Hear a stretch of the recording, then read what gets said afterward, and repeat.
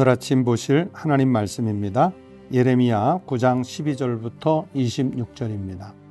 지혜가 있어서 이 일을 깨달을 만한 자가 누구며 여호와의 입의 말씀을 받아서 선포할 자가 누구인고 이 땅이 어찌하여 멸망하여 광야같이 불타서 지나가는 자가 없게 되었느냐. 여호와께서 말씀하시되 이는 그들이 내가 그들의 앞에 세운 나의 율법을 버리고 내 목소리를 순종하지 아니하며 그대로 행하지 아니하고 그 마음의 완악함을 따라 그 조상들이 자기에게 가르친 바알들을 따랐음이라. 그러므로 만군의 여호와 이스라엘의 하나님께서 이와 같이 말씀하시니라. 보라, 내가 그들 곧 이 백성에게 쑥을 먹이며 독한 물을 마시게 하고 그들과 그들의 조상이 알지 못하던 여러 나라 가운데에 그들을 흩어버리고 진멸되기까지 그 뒤로 칼을 보내리라 하셨느니라. 만군의 여호와께서 이와 같이 말씀하시되 너희는 잘 생각해보고 곡하는 부녀를 불러오며 또 사람을 보내 지혜로운 부녀를 불러오되 그들로 빨리 와서 우리를 위하여 애곡하여 우리의 눈에서 눈물이 떨어지게 하며 우리 눈꺼풀에서 물이 쏟아지게 하라. 이는 시온에서 통곡하는 소리가 들리기를 우리가 아주 망하였구나. 우리가 크게 부끄러움을 당하였구나. 우리가 그 땅을 떠난 것은 그들이 우리 거처를 헐었음이로다 하미로다. 부녀들이여 여호와의 말씀을 들으라. 너희 귀에 그 입의 말씀을 받으라. 너희 딸들에게 애곡하게 하고 각기 이웃에게 슬픈 노래를 가르치라. 무릇 사망이 우리 창문을 통하여 넘어 들어오며 우리 궁실에 들어오며 밖에서는 자녀들을 거리에서는 청년들을 멸절하려 하느니라. 너는 이같이 말하라. 여호와의 말씀에 사람의 시체가 분토같이 들에 떨어질 것이며 추수하는 자의 뒤에 버려져 거두지 못한 곡식단같이 되리라 하셨느니라. 여호와께서 이와 같이 말씀하시되 지혜로운 자는 그의 지혜를 자랑하지 말라. 용사는 그의 욕망을 자랑하지 말라. 부자는 그의 부함을 자랑하지 말라. 자랑하는 자는 이것으로 자랑할지니 곧 명철하여 나를 아는 것과 나 여호와는 사랑과 정의와 공의를 땅에서 행하는 자인 줄 깨닫는 것이라. 나는 이 일을 기뻐하노라. 여호와의 말씀이니라. 여호와의 말씀이니라. 보라, 날이 이르면 할례 받은 자와 할례 받지 못한 자를 내가 다 벌하리니 곧 애굽과 유다와 에돔과 암몬 자손과 모압과 및 광야에 살면서 살적을 깎은 자들에게라. 무릇 모든 민족은 할례를 받지 못하였고 이스라엘은 마음에 할례를 받지 못하였느니라 하셨느니라. 오늘 우리에게 주신 하나님의 말씀입니다. 성도 여러분, 이른 아침 하나님의 은혜 가운데 비록 영상을 통해서 만나는 만남이지만 반갑습니다. 그리고 하나님의 말씀을 듣는 자리에 동참해 주셔서 감사드립니다. 오늘 듣는 이 말씀을 통해서 하나님께서 우리의 삶을 새롭게 하고 활력을 넣어주시고 또 신앙을 회복하는 삶을 살아갈 수 있는 용기를 갖게 되시기를 주의 이름으로 축원합니다.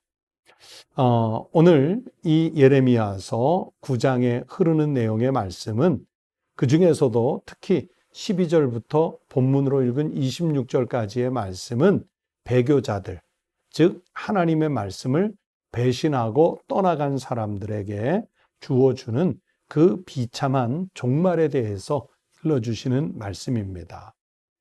그래서 오늘 본문을 여러 개의 단락으로 쪼개서 볼 수 있는데 먼저는 첫 번째는 12절부터 16절입니다. 여기에는 하나님과 예레미야 선지자가요 마치 질문하고 대답하는 것처럼 즉 문답식으로 구성이 돼 있습니다.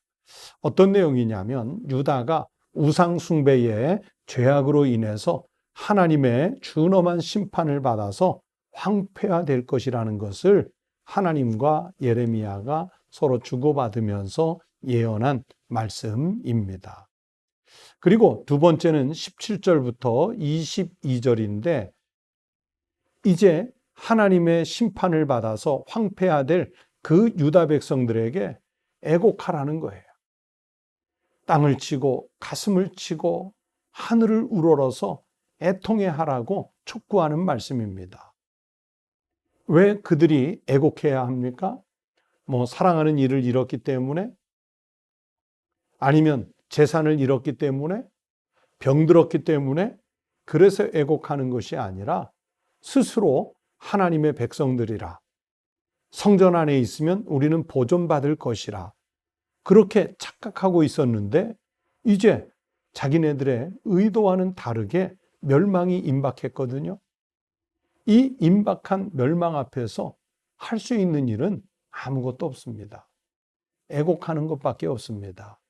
그래서 선지자는 유다 백성들에게 애곡하라 그렇게 촉구하고 있습니다. 그리고 세 번째는 23절, 24절 두 절의 말씀인데 각자 지금까지 자기가 가지고 있던 세상의 지혜, 세상의 힘, 세상의 부를 자랑하지 말라 그렇게 말씀했어요. 그래서 부자는 그 부함을 자랑하지 말라고 그러죠. 지혜로운 자, 지혜 자랑하지 말라. 용사, 그 자신이 가지고 있는 힘, 용맹 자랑하지 말래요. 그러면 무엇을 자랑거리로 삼으라고 말씀합니까? 첫 번째는 하나님을 자랑하는 거지요. 하나님 아는 것을 자랑하는 것이죠. 24절 말씀을 읽어드립니다. 자랑하는 자는 이것으로 자랑할지니 곧 명철하여 나를 아는 것과 나 여호와는 사랑과 정의와 공의를 땅에 행하는 자인 줄 깨닫는 것이라. 나는 이 일을 기뻐하노라. 여호와의 말씀이니라. 하나님을 아는 것, 이게 우리의 자랑거리, 이게 하나님의 백성들의 자랑거리여야 한다는 거예요. 또 무엇을 자랑합니까? 인간을 향한 하나님의 자비를 내가 깨달았다는 사실을 자랑하라고 말씀하는 거예요.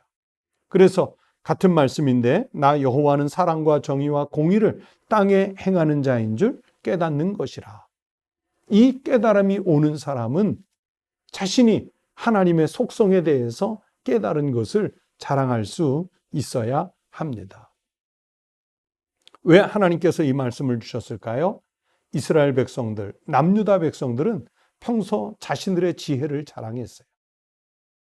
작은 민족임에도 불구하고 주변의 강대국들, 큰 나라들, 많은 백성들과 싸워서 이겨낼 수 있었던 자신들의 용맹을 자랑했어요.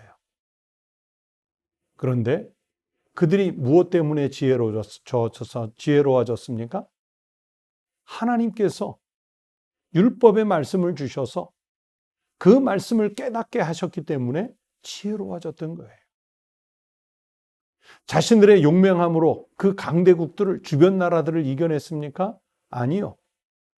모든 전쟁은 여호와 하나님께 속했기 때문에 하나님이 함께 하시면 전쟁에 이기고 하나님이 함께 하시지 않으면 그들은 전쟁에서 졌어요. 자기들의 지략이 뛰어나서, 자기들의 무기가 탁월해서, 자기들의 군사의 숫자가 많아서 이긴 것이 아니에요. 자기네들의 용맹함 때문에 이긴 게 아니에요. 평소 자신들의 지혜나 용맹을 자랑했다는 얘기는 하나님이 기뻐하시는 일을 무시했다는 얘기예요. 그래서 그것을 자랑하지 말고 자랑할 것은 하나님을 아는 것, 하나님의 속성을 깨달아 알게 된 것, 이게 유다 백성들의 자랑거리가 되어야 하고 오늘은 우리 그리스도인들의 자랑거리가 되어야 합니다. 끝으로 네 번째 25절 26절에는 이제 여호와의 날에 할례를 받은 자와 할례를 받지 않은 자가 함께 심판을 받을 것이라 말씀했어요. 예레미야서를 말씀하면서 남유다 이스라엘 백성들은 자기네들이 아브라함의 후손됐다는 것이 특권의식이 있다고 그랬죠. 자랑거리라고 말씀했죠. 그것은 곧 할례 받았다는 것과 동일한 이야기입니다. 그런데 그 할례 받은 자도 나중에 하나님의 심판의 때가 오면 할례 받지 않은 자와 결국은 하나님 앞에 단독자로 서는 거예요. 그래서 25절 말씀에 보면 여호와의 말씀이니라 보라 날이 이르면 할례 받은 자와 할례 받지 못한 자를 내가 다 벌하리니. 그러면서 26절 끝에 보면 이스라엘은 마음에 할례를 받지 못하였느니라. 여러분 육신의 할례를 무수히 많이 해도 전 백성이 할례를 받았어도 하나님 없이 살면 그것은 할례 받지 않은 거예요. 신체에 어떤 자그마한 표시 하나 한 게 그게 무슨 의미가 있겠습니까? 오늘 성경은 바로 그것을 말씀하는 거예요. 그래서 오늘 주신 말씀을 통해 우리가 이런 영적인 교훈을 얻을 수 있습니다. 첫 번째, 우리 인간의 지혜는 한계가 있다는 사실입니다. 거짓 선지자들에 현혹되어 잘못된 지도자들에게 현혹되어 자기 스스로 지혜가 있는 것 마냥 착각하는 것 아무 의미 없습니다. 우상을 숭배하는 사람들, 그 우상이 우리의 영혼을 구원해 줄 것 같습니까? 아니죠. 인간이 만든 그 어떤 것도요, 한 영혼을 구원하지 못합니다. 오직 하나님만이 우리를 구원하신다는 사실을 깨닫는 믿음의 성도들이 되시기를 바랍니다. 또 두 번째는요, 여러분 육신의 할례를 받는 것보다 사도 바울의 지적처럼 마음의 할례를 받는 것이 훨씬 더 중요합니다. 이 마음의 할례가 무엇입니까? 즉 믿음입니다. 그리고 말씀에 순종하는 겸손한 마음입니다. 예레미야서 2장 13절에서 이렇게 말씀하셨습니다. 내 백성이 두 가지 악을 행하였나니 곧 그들이 생수의 근원이 되는 나를 버린 것과 스스로 웅덩이를 판 것인데 그것은 그 물을 가두지 못할 터진 웅덩이니라.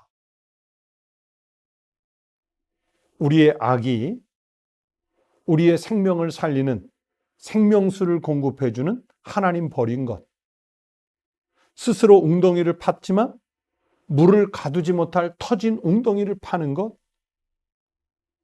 이것은 교만이에요. 하나님 앞에 우리가 나아가 무릎을 꿇으면 우리가 웅덩이 파지 않아도 하나님께서 생수를 공급해 주세요. 바로 그것을 깨닫는 것이 마음의 할례를 받는 것이죠. 바로 그것이 말씀에 순종하는 신앙의 겸손한 미덕이지요. 사랑하는 성도 여러분, 여러분의 가지고 있는 것 중에 인간적인 자랑거리들이 무엇이 있습니까? 배운 것, 또는 여러분의 재산, 여러분의 자식, 아니면 여러분의 신앙의 연륜? 무엇을 자랑하실 수 있겠습니까? 오늘 성경의 말씀대로 우리가 가진 것이 아무리 커도요, 하나님 앞에서는 정말 미천한 것에 불과합니다. 그러므로 인간적인 것 자랑하지 마십시오. 우리 평생에 유일한 자랑거리는 오직 하나님뿐입니다. 예수 그리스도께서 나에게 생명을 주시기 위해, 우리를 살리시기 위해 십자가를 지셨다는 것, 이것만이 우리의 자랑거리입니다. 내가 성령의 은혜에 사로잡혀 산다는 것, 이것만이 우리의 자랑거리입니다. 어떤 형편에 놓이든지 인간적인 것은 겸손하게 감추고 오직 하나님만 자랑하며 살아갈 수 있는 믿음의 성도들 되시기를 바랍니다. 사도 바울이 말씀했습니다. 우리가 먹든지 마시든지 무엇을 하든지 오직 하나님의 영광을 위하여 하라. 고린도전서 10장 31절의 말씀입니다. 하나님을 자랑해서 하나님께 영광을 돌리는 삶을 선택하여 살아갈 수 있는 우리 새벽 묵상에 동참한 모든 믿음의 성도들이 꼭 되시기를 주의 이름으로 축원합니다. 기도하겠습니다. 아버지 하나님, 우리가 이 땅에 살면서 혹여라도 하나님이 우리에게 축복으로 주셨는데 내가 건강을 자랑하고 재물을 자랑하고 학식을 자랑하고 연륜이나 경험을 자랑하고 살아가는 것은 아닌지 돌아보게 하여 주시옵소서. 하나님, 오직 우리의 자랑거리는 하나님을 아는 것, 그리고 하나님께서 나를 얼마나 사랑하시는지 그 하나님의 속성을 깨달은 것을 자랑하게 하여 주시옵소서. 그래서 먹든지 마시든지 무엇을 하든지 오직 하나님께만 영광을 돌리는 삶을 살아가는 저희들이 되게 하여 주시옵소서. 하나님 아버지, 우리 성도들이 새벽을 깨워서 기도하는 제목들이 있으면 바로 하나님에게 상달되는 향내나는 연기가 되어 올라가게 하시고 하나님께서 들으시고 응답하여 주시옵소서. 하나님 아버지, 이 땅에 시대가 어려움으로 인해서 고통을 겪는 이들이 있습니다. 우리의 이웃들이 있습니다. 질병으로 또는 경제적 어려움으로 어려움을 겪고 있는 이들을 하나님께서 붙잡아 주셔서 속히 그 어려움에서 벗어날 수 있게 하여 주시옵소서. 특별히 아픈 성도들에게 치료하시는 광선을 발하여 주셔서 마치 외양간에서 뛰쳐나온 송아지가 뛸같이 그렇게 뛸 수 있는 건강을 회복하게 하여 주시옵소서. 오늘도 새 하루를 주셨으니 하나님께 기도하며 주님 뜻대로 살아가는 축복의 날이 되게 하여 주시옵소서. 가정을 지켜주시고 일터를 지켜주시고 우리 교회를 지키시고 총회를 지켜주시옵소서. 예수님의 이름으로 간절히 기도하옵나이다. 아멘. 오늘 아침도 함께 기도하실 제목을 나눕니다. 첫 번째는 온 가족이 주님의 돌보심과 인도하심 속에서 살아가는 믿음의 가정, 믿음의 가문들이 될 수 있도록 위해서 기도하시기 바랍니다. 두 번째는 코로나19 전염병으로 어려움을 겪고 있는 곳곳이 많이 있는데 특별히 미자립 교회들이 정말 어려움을 겪고 있습니다. 여러분, 작은 규모의 그 미자립 교회들, 자립 대상 교회들을 위해서 꼭 기도해 주시기를 부탁을 드립니다. 세 번째는 이 코로나19 전염병이 지속되면서 나라의 경제가 정말 점점 어려워지고 있습니다. 국민들이 정말 힘겨워지고 있습니다. 나라의 이 경제적인 어려움들을 이 위기의 때에 잘 극복해낼 수 있도록 경제 지도자들, 나라의 지도자들이 온갖 지혜를 모아서 잘 이겨낼 수 있도록 기도해 주시기를 바랍니다. 다 함께 기도하겠습니다.